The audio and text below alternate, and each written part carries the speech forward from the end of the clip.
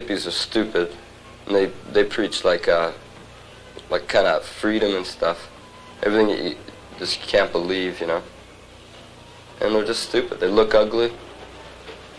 They got long hair. They never wash. Well, neither do I, but they're just stupid. They take drugs. Disco's stupid too, because it's not honest. It's just they're made to sell, you know. It's like they're not even real groups. It's the famous Nazi Dog. I mean, he took punk to the limits. I mean, I remember seeing their very first gig. It was at a place called the Colonial Underground. He just took a beer bottle, smashed it on stage, took it, and just ran it down his arm. Did you always see punk equated with violence? Did it have to be that way? I sort of did, yeah, and it cost us a couple of band members on different occasions sort of throughout the years, but I had a strong identification with it. I thought that it was synonymous with it. It was an integral part of the music. Not in that way of shows now where you'll see kids sort of, you know, trying to jump on and off the stage on a Faith No More concert, but beyond that, I mean way beyond it, and I thought it to be very important.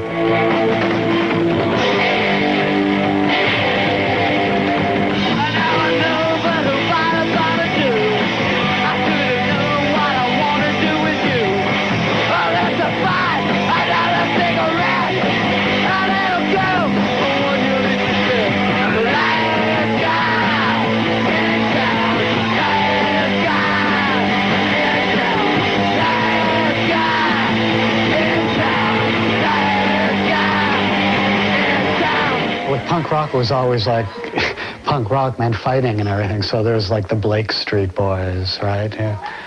So they, you know, and they always sort of hung around the Viletones, and they're, you know, sort of like gang warfare in the clubs.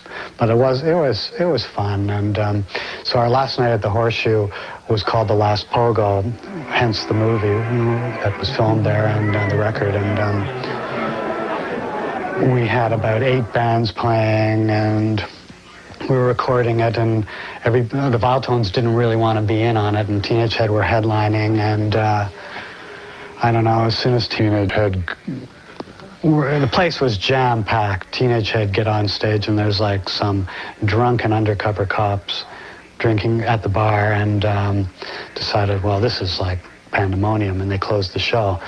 Blake Street Boys, it was a riot. It sounded like people cutting down trees. I mean, everybody was like slamming their wooden chairs into the tables. Why do you cut yourself up? Because I get paid $10 a cut by Fred, my guitar player, and But these are big scars. yeah, these are extreme scars. I could show you some very good scars. Oh, can I see a scar? We're on camera. Oh, wait a minute. Here's where I got stabbed in New York for all you kids in Saskatchewan. Yeah, everyone here knows, because I know them all, that I'll stab a guy, no kidding, on a given, like, if he, it's too late now, if he bugs me, you know? Like, violence is a part of my life. I make no bones about it. That's all. And, like, I'm not afraid of violence. That's why I carry a screwdriver. It's amazing to me that you can carry a screwdriver but not a knife. You know what I mean? That's going to hurt a hell of a lot more than a knife. Not pain. When I cut myself, so when kids see blood and stuff, it makes people feel like violent and aggressive and things. Either that or it's going to scare them off. And it doesn't hurt, you know. I just like doing it.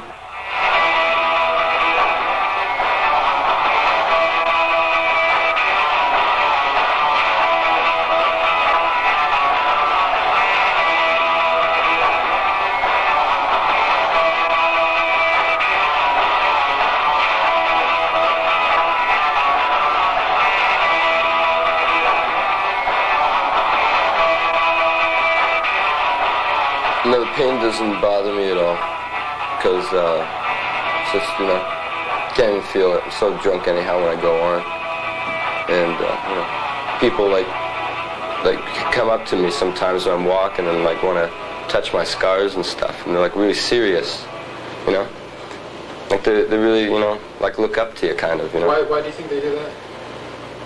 Because I'm something they're not, right? The very first show we ever played, the Viletones, was in a club called the Underground. The Colonial? The Colonial Underground, yeah. And so was the second gig there. And the third gig was in CBGB's. Teenage Head, Diodes, and Viletones, we all went down to CBGB's in New York, and they had like a Canadian punk weekend.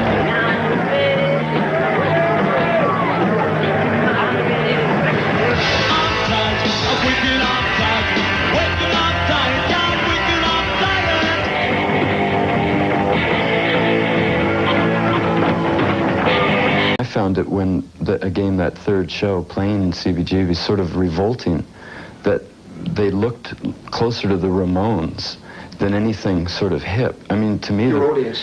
Well, yeah, you know, and the New York bands, I mean, they appeared to be, you know, there was a 10-year gap in our ages. I mean, people, I mean, I think they're fine. I mean, you know, a lot of them are even brilliant. But I mean, people like Debbie Harry and any of the Ramones, I mean, were so sinfully ugly, too. So this was something that I feel that, to me, the important aspect was the complexion that was put on the movement by the English bands. I'm tough. That doesn't mean like strong and stuff, but I'm tough from like having to live on my own for a few years, you know, when I wasn't like ready for it, and not even getting welfare, not eligible for fucking welfare.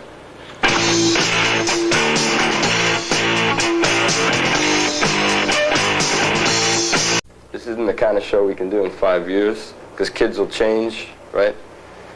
And we don't want to be like a farce like the Stones and the Who and things that are still doing things they did 10 years ago, 15 years ago. Well, I mean, for one thing, I want to be an anti-star. I want to destroy that term. But I know I'll be famous. Like, I believe that I'll be known everywhere.